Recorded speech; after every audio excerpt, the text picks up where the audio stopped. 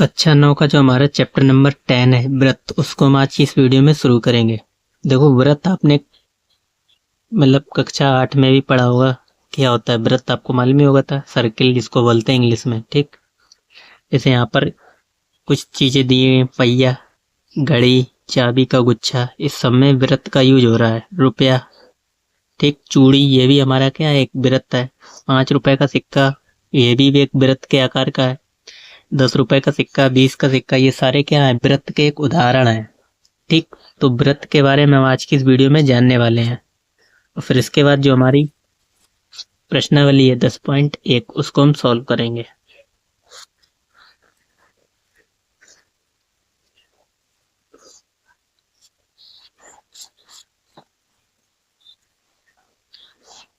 तो चैप्टर है हमारा 10।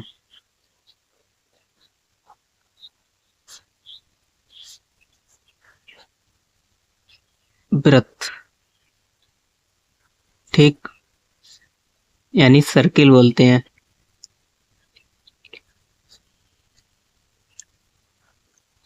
तो ये चैप्टर आप कक्षा 10 में भी आप पढ़ोगे, इसलिए आपको इसको चैप्टर को ध्यान से पढ़ना है, ठीक। अब देखो, आपको मालूम है कोई भी गोल चीज ये हमारी क्या कहलाती है, व्रत कहलाएगी। ये इसका केंद्र होता है, इसको क्या बोलते हैं, सेंटर, केंद्र, सेंटर, ठीक। अब यहां से अगर हम इसको मिला दें, इस चीज को यहां से कहीं पे भी मिला दो केंद्र से,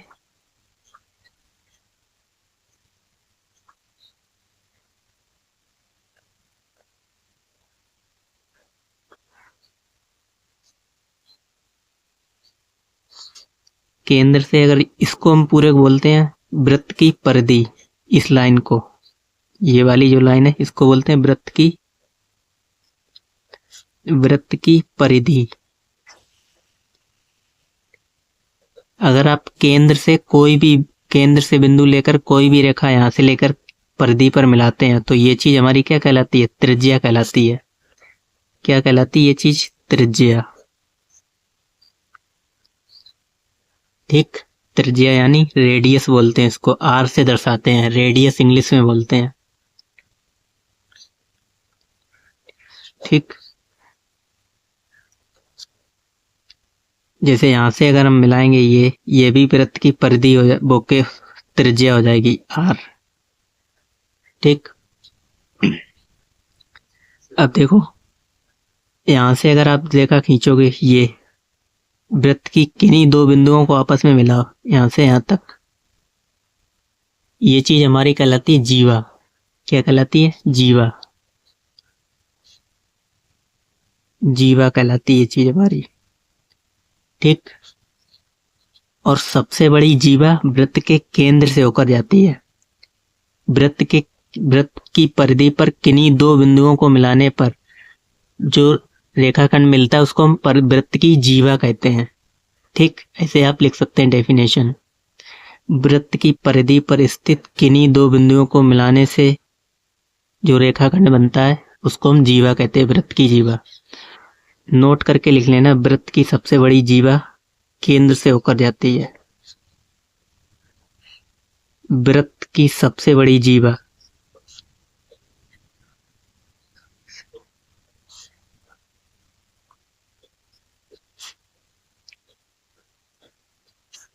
केंद्र से होकर जाती है,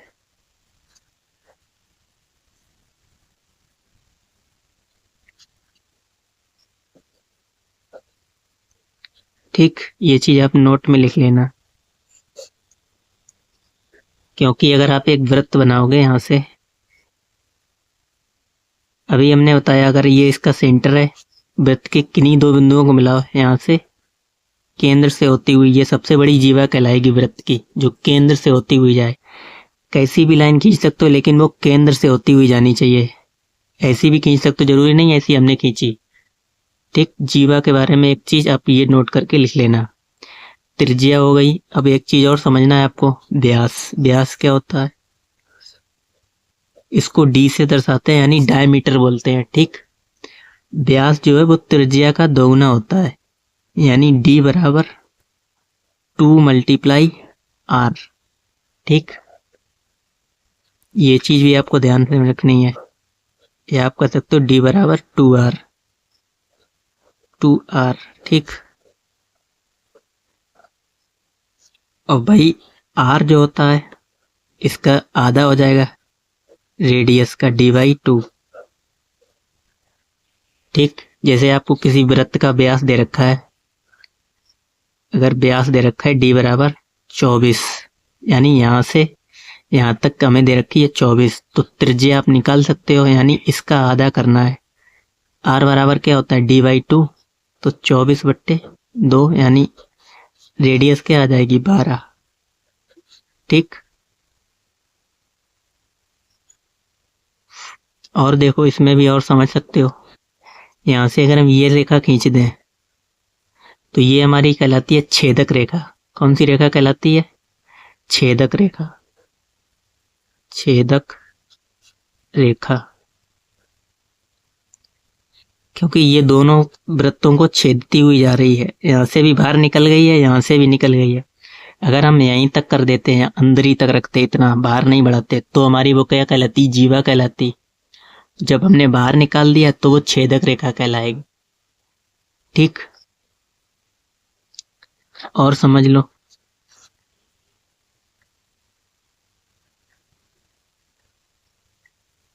जैसे हमने कोई भी जीवा खींच दी, मान लो हमने यहाँ पे खींच दी ये, तो यहाँ पे दो भाग हो गए वृत्त का। एक कुछ थोड़ा बड़ा दिख रहा है ये बड़ा भाग, और ये छोटा भाग दिख रहा है। तो छोटे भाग को हम क्या बोलते हैं? इस वाले भाग को लघु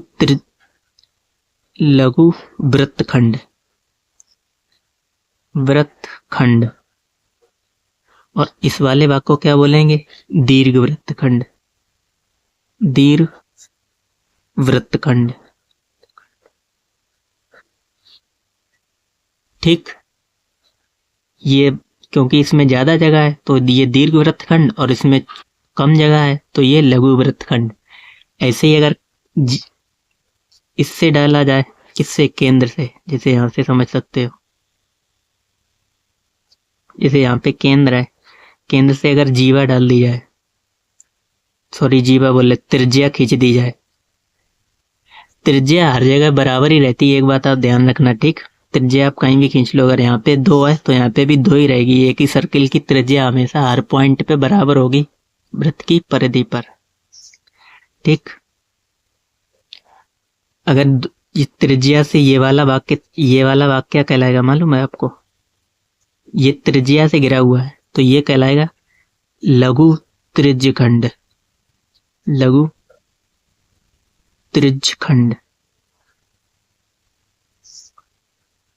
ठीक, ऐसे ये वाला भाग कहलाएगा, यानी जितना ऊपर वाला है ये पूरा दीर्घ त्रिज्यखंड।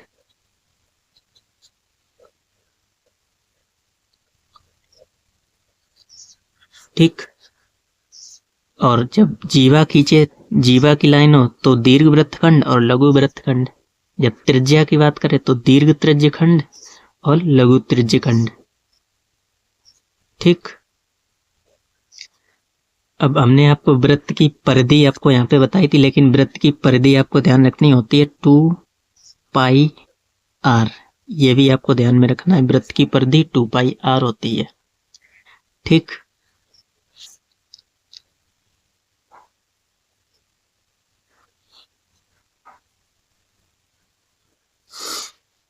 तो अब आ जाते हैं अपनी प्रश्नावली 10.1 पे।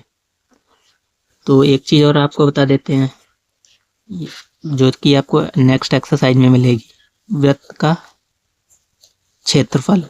ये भी आपने पढ़ा होगा 8th क्लास में। वृत्त का क्षेत्रफल क्या होता है? πr²।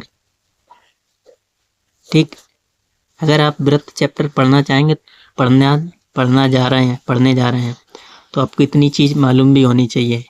ये चीज कहलाती है जीवा, केंद्र सेंटर कहलाता है। केंद्र को हमेशा ओ से दर्शाते हैं।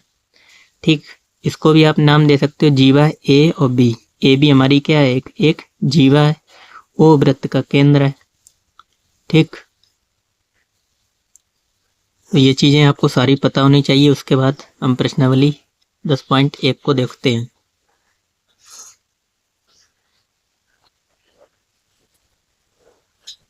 तो देखो प्रश्नावली में कह रहा है खाली स्थान भरिए। वृत्त का केंद्र, वृत्त के बहिर्भाग और अभ्यंतर, इसका भी मतलब एक बार हम समझ लेते हैं। बहिर्भाग और अभ्यंतर का मतलब क्या होता है।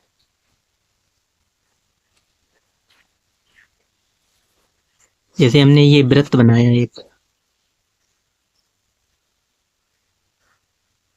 ठीक, ये इसका केंद्र है। तो जो वृत्त बनाया है ये पूरा अंदर का भाग, ये पूरे जितनी लाइन, ये अंदर का भाग हमारा क्या कहलाएगा, अभ्यंतर, अभ्यंतर कहलाएगा, ठीक। और ये बाहर वाला भाग ये क्या कहलाएगा, बहिर्भाग।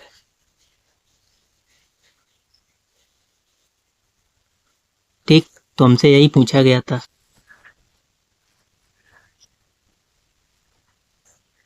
वृत्त का केंद्र वृत्त के बहिर्भाग या अभ्यंतर में स्थित होता है। तो वृत्त का केंद्र कहाँ पे होता है, यही तो होता है अंदर वाले। तो अभ्यंतर आएगा पहले वाले में, ठीक। पहले वाले में क्या लिखेंगे आप, अभ्यंतर। अभ्यंतर मतलब अंदर होता है, ठीक। वृत्त के अंदर, और बहिर्भाग को सरल भाषा में कहते तो बाहर, और इसका मतलब होता है अंदर, सरल भाषा में कहो तो।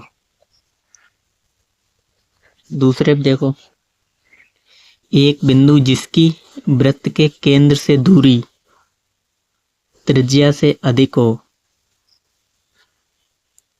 वृत्त के में स्थित होता है बहिर्भाग या अभ्यंतर। एक बिंदु जिसकी वृत्त के केंद्र से दूरी त्रिज्या से अधिक हो। देखो कहना क्या क्या चाह रहा है। जैसे एक हमारे पास ये सर्किल है, ठीक,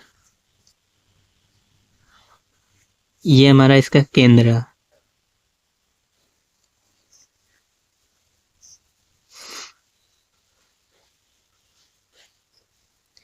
कह रहा है एक बिंदु जिसकी वृत्त के केंद्र से दूरी त्रिज्या से अधिक हो। जैसे यहाँ से हमने मिला दिया ये चीज, तो हमारे यहाँ से यहाँ तक त्रिज्या कहलाएगी। लेकिन कह रहा है दूरी जो है केंद्र से त्रिज्या से दूरी अधिक हो, वृत्त के अंदर स्थित होगा या बाहर।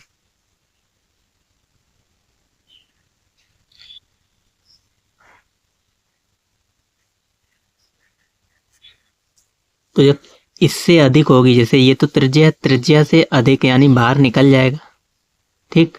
तो यहाँ पे आ जाएगा पॉइंट। तो ये वाला पॉइंट कहाँ पे आए, वृत्त के बहिर्भाग में होगा। तो इसमें आ जाएगा दूसरे वाले में। कह रहा था एक बिंदु जिसकी वृत्त के केंद्र से दूरी त्रिज्या से अधिक हो। अगर ये बिंदु हमने लिया था, इसकी केंद्र से दूरी त्रिज्या से अधिक हो, त्रिज्या यहाँ से यहाँ तक कहलाती है, लेकिन इसकी केंद्र से दूरी अधिक है, तो ये कहाँ पे बाहरी तो होगा स्थित। इधर भी अगर आप बिंदु लेंगे तो ये भी त्रिज्या से अधिक हो जाएगा, कहीं भी ले सकते हैं ऊपर नीचे, ठीक। लेकिन त्रिज्या से ज्यादा लेना है तो वो हमेशा बाहर ही आएगा। तो दूसरे वाले में आप लिख सकते हो बहिर्भाग,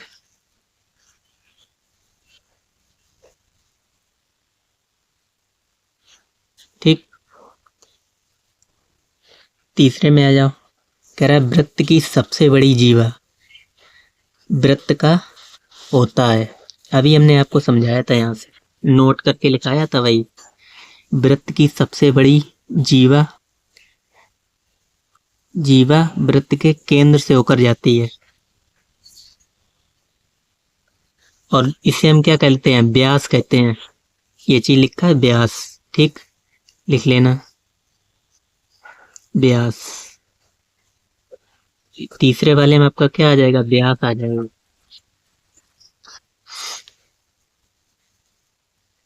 व्यास।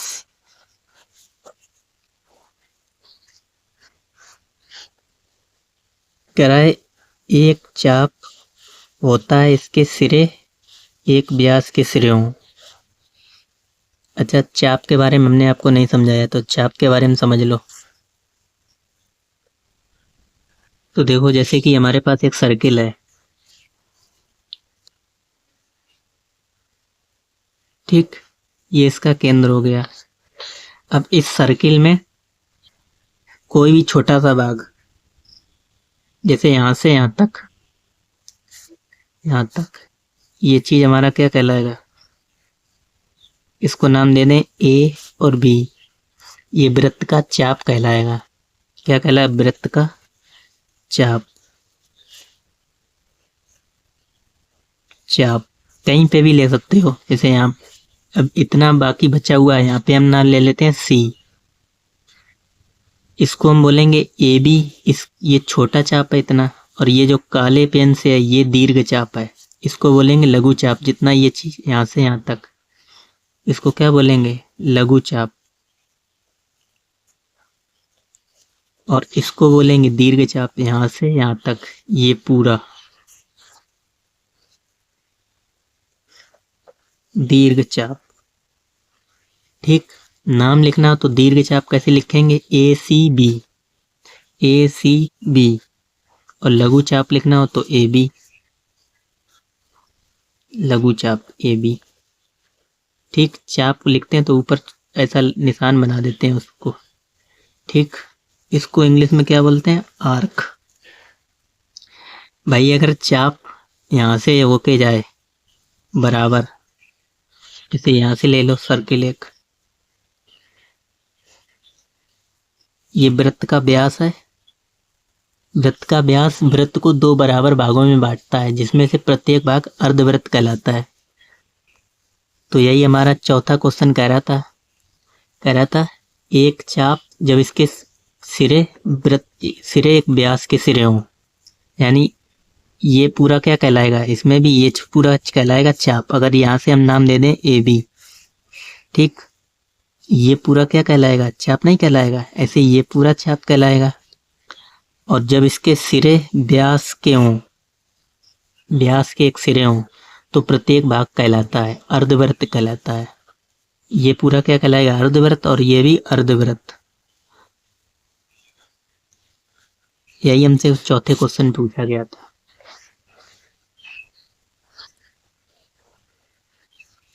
एक चाप अर्धवृत्त होता है जब इसके सिरे एक व्यास के सिरे हों। ठीक, इसके सिरे एक व्यास के ही सिरे होंगे, तो इसमें आ जाएगा क्या? अर्धवृत्त, चौथे वाले में अर्धवृत्त। ठीक, पांचवें पे आ जाओ।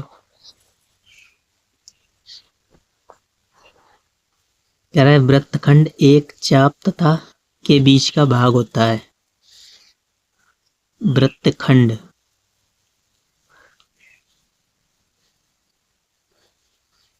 देखो,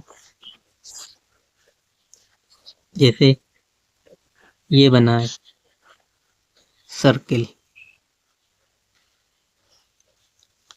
ठीक, इसमें से आप ये केंद्र है, अगर कहीं भी आप जीवा खींच दो यहाँ से यहाँ तक जीवा, ठीक, तो ये हर एक भाग कहलाएगा वृत्तखंड।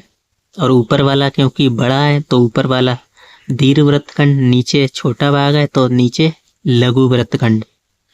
ठीक, और हमसे क्वेश्चन में कह रहा है वृत्तखंड एक चाप,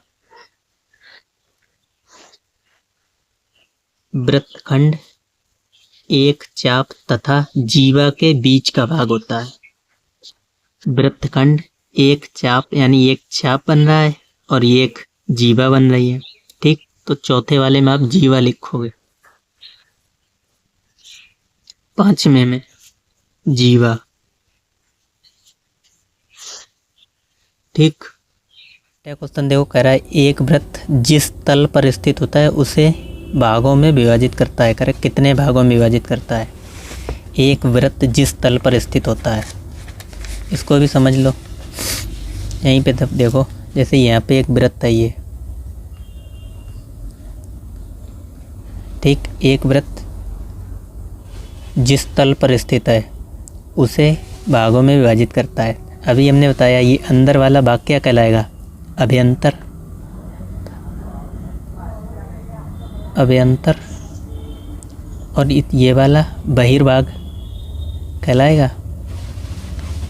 ठीक, दो हो गए, अभ्यंतर और बहिर्भाग। और एक ये वृत्त खुद हो गया, ये वाली वृत्त की परिधि कह सकते हो। ठीक, तो कितने हो गए? 3। इसमें आ जाएगा 3 लास्ट वाले में। ठीक, 3 भागों में विभाजित करता है। और ये आपको यहाँ पे भी दे रखा है एनसीईआरटी में। एक वृत्त उस तल को जिस पर वह स्थित है 3 भागों में विभाजित करता है। पहला वृत्त के अंदर का भाग जिसे अभ्यंतर कहते हैं, दूसरा बहिर्भाग, ये बाहर वाला नीला नीला दिख रहा है, और तीसरा ये वृत्त खुद। ठीक, तो 3 भागों में विभाजित करता है। अब आ जाओ, कह रहा है निम्न लिखिए सत्य या असत, अपने उत्तर के कारण दीजिए। कह रहा है केंद्र को वृत्त पर किसी बिंदु से मिलाने वाला रेखाखंड वृत्त की त्रिज्या होती है। तो बिल्कुल होती है, ये सत्य हो जाएगा। अभी आपने आपको समझाया। ठीक, और समझ सकते हो।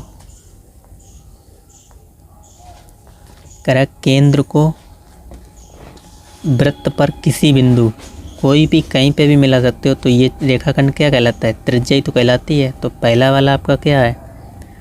सत्य। दूसरे पे आ जाओ। कह रहा है एक वृत्त में समान लंबाई की परिमित जीवाएं होती हैं। ठीक, तो अगर आप इसमें जीवा खींचोगे, जैसे यहाँ पे समझ लो, यहाँ पे हमने जीवा खींची और एक जीवा ये खींची, तो ये क्या समान है? बिल्कुल नहीं है, असमान होंगी। तो ये आपका क्या हो जाएगा? दूसरा वाला असत्य। ठीक,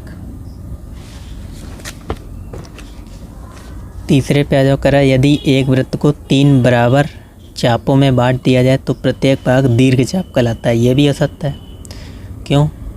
अगर एक वृत्त को 3 बराबर चापों में बांटेंगे तो मतलब बराबरी भाग कहलाएंगे, और करा तो प्रत्येक भाग दीर्घ चाप कहलाता है। बिल्कुल नहीं, असत्य हो जाएगा।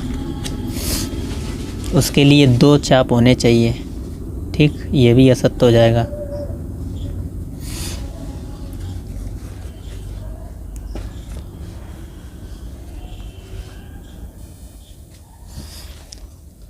चौथा कह रहा है वृत्त की एक जीवा जिसकी लंबाई त्रिज्या से दोगुनी हो वृत्त का व्यास कहलाता है। ये तो बिल्कुल सत्य है।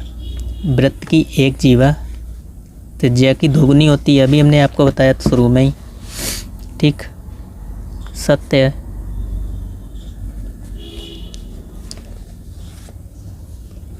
फिर कह रहा है त्रिज्यखंड जीवा एवं संगत चाप के बीच का क्षेत्र होता है। ये भी असत्य है। क्यों? त्रिज्यखंड जीवा और उसके का नहीं होता है, यहाँ पे हो जाएगा सत्य होने के लिए त्रिज्या एवं संगत चाप के बीच का क्षेत्र होता है। ठीक, तो ये भी असत्य। कह रहा है वृत्त एक समतल आकृति है। बिल्कुल, ये भी सत्य। ये असत्य, ये सत्य। ठीक, 5वां असत्य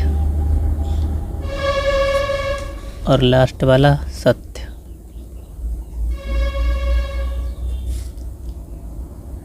ठीक, तो बाकी के मिलते हैं नेक्स्ट वीडियो में प्रश्नावली 10.2 के साथ।